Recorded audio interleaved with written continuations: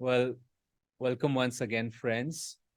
And actually, I chose this topic because just a couple hours ago, I gave a talk on the same topic to Kriya Bans.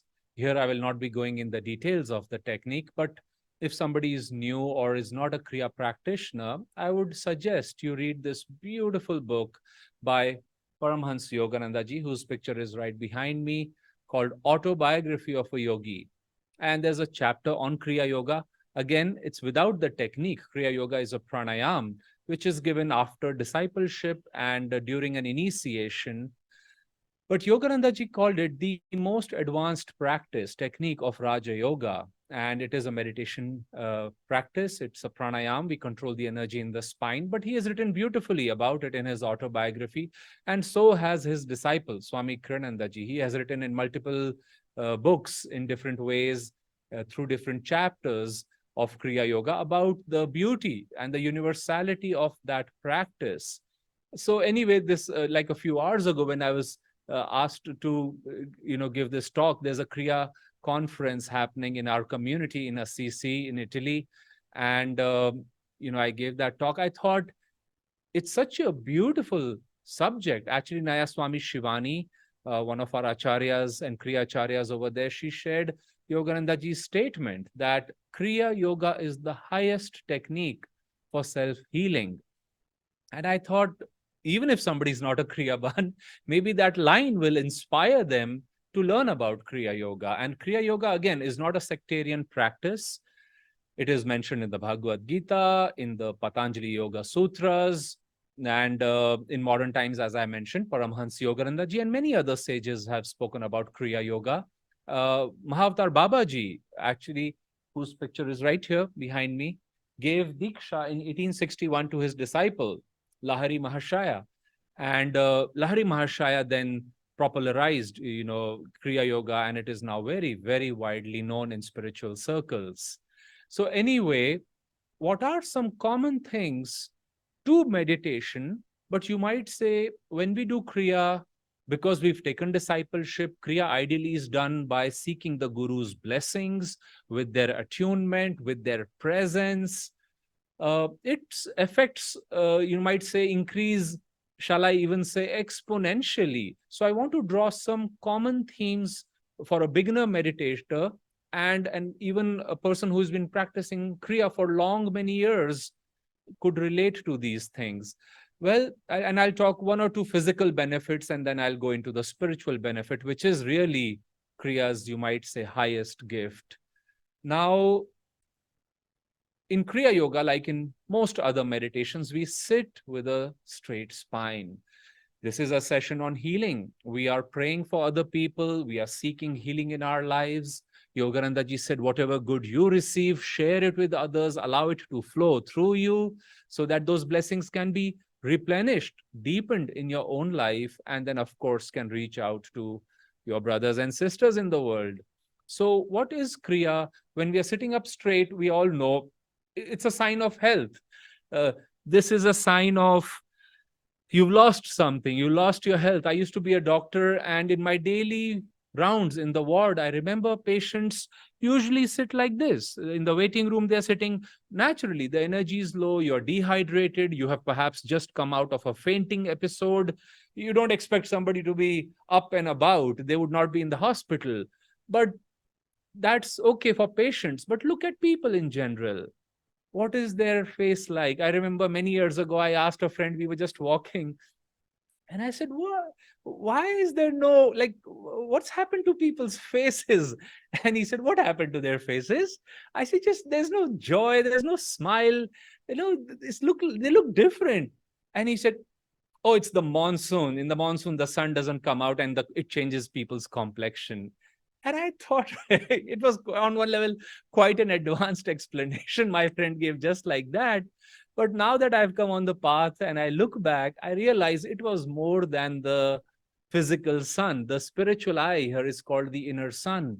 At the base of our spine, all yoga practitioners will tell us that there is what Kriyananda called the energy of the entire universe, the Kundalini energy, waiting to be awakened. So, whether you're meditating, going about your life, or practicing Kriya Yoga, and especially if you're practicing Kriya Yoga, make sure your spine is straight and relaxed. A very physical benefit, you might say, on one level, or explanation to this is that except for a few cranial nerves which come out in the cranium from the brain and brainstem area, all other nerves for the body, every organ, it comes out from the spine. And if you kink the spine, if you keep it one way or another, it impairs the breathing, it impairs the blood flow, it of course changes the tone and the posture of the muscles and the spine. In the long run, those things are not good. From a spiritual standpoint, the subtle spine, the energy or astral spine, is also hampered. Now, it is not entirely dependent on our physical posture, but the physical posture determines to quite a degree how much energy flows. It's like you could be saying, oh, I'm happy, don't focus on my physical posture. Yes, you may be right, but by and large, most people in this position, you would say they are not happy. Something is not right over there. And I noticed in my hospital rounds that instinctively I used to just keep a hand on their shoulder. I would be seeing them sideways by their bed, and I would just keep a hand on their shoulder and just tap their spine, pat 2, 3 times, and just straighten them up. And when I asked them how are they doing, they would say, "Oh, I'm doing fine, very well, very well." And then I noticed something day after day after day, that they would tell me they're fine and everything is good. But when I went just 1 or 2 beds beyond, they would go back into their bent spine posture. And from there, they would say, "Oh, by the way, doctor, I forgot to tell you, but I'm not feeling well. This is not right. That is not right." And I noticed that when I'm standing next to them, when their spine is straight, when they're looking up and responding, they don't complain.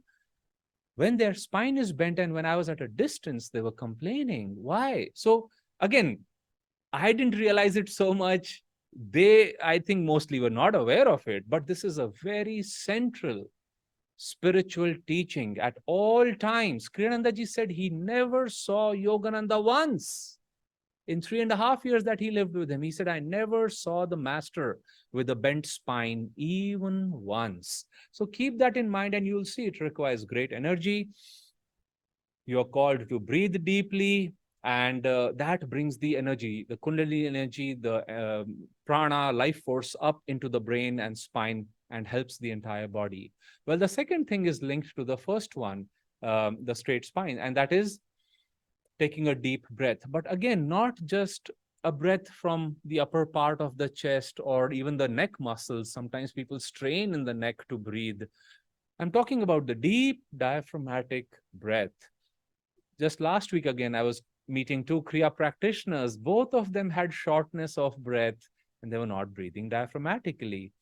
Keep that in mind, friends. It has been found now in multiple studies that just by deep intentional diaphragmatic breathing, which ideally every Kriya, by the time we take Kriya, we have been taught the diaphragmatic breathing, but if we don't make a good habit of it, it can little bit fall by the wayside.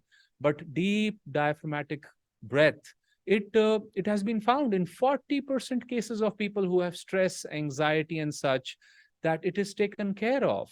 Heart rate slows down, breath rate slows down, because you're finally taking a breath the way you ought to. This is the primary muscle of breathing here, the diaphragm. So keep that in mind, diaphragmatic breathing. These are some practices and they will improve your Kriya practice. Finally, I just want to add, and there are many components, I think I'll cover them in subsequent classes. I'll pick different components of Kriya practice and share. But also when we learn Kriya Yoga, it is, you might say, most importantly, its main gift is Satchit Ananda, bliss.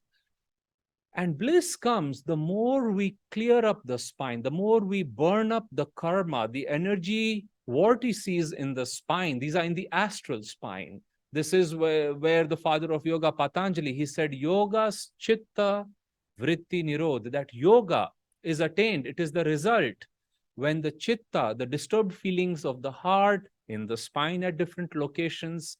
This is a subject I will not go into now, but Kriya Bans will understand. But all yoga practice is based on that, calming and neutralizing those vortices of energy which take us out in so many ways. And it causes many diseases, you may say, because they are at different levels in the spine. And through Kriya Pranayam, we control that energy flow again and again and again using our breath, using the grace of the Guru. We bring the energy to the spiritual eye and magnetize the spine. And when the spine is magnetized, then those the energy which is going in so many different directions is finally going in a unidirectional way over here. There is a single purpose of mind, there is clarity, there is that intention clearly reflects in not only the physical, mental and emotional state of the yoga practitioner, it reflects in their spiritual, you might say, aura, in their magnetism, spiritual magnetism, because finally, you might say what Yogananda called a spiritually paralyzed spine, as he said, many of us carry in the beginning, is becoming spiritually charged with energy. And again, the more we do it for ourselves, even if others are not a Kriya practitioner, you can pray for them. You can uh, easily send healing energy because finally your body's energy is streamlined. So, anyway, I hope, especially for a newcomer, I have not made this too esoteric. But I urge you to read about Kriya Yoga from Yogananda ji's teachings. He has very clearly, repeatedly mentioned those. And you will find again, even in your daily sadhana now and as a Kriyaban, if we can keep a straight spine consciously, in a deeper sense, when the energy rises in the spine, there is no need to keep the spine straight. The spine is straightened by that flow of energy. But because we're not aware of that flow, in the beginning we say, okay, let us sit up straight. It is good to make that physical adjustment, but remember, keeping the spine straight, deep, relaxed, long, diaphragmatic breaths, and finally, clearing up that karma, those seeds, you might say those seeds of illnesses which might be in the spine. They can be there, they are there. Physical illnesses, emotional states, psychological. Yogananda outlined these different diseases. And I'll close with that line I opened with, which Nayaswami Shivani was sharing, that Kriya Yoga is the highest technique of self healing that is available to each one of us. So let's use it every day with love and devotion, and also use it as we serve as instruments to pray for other people. I will cover other aspects of Kriya and healing in my subsequent classes. Jai Guru.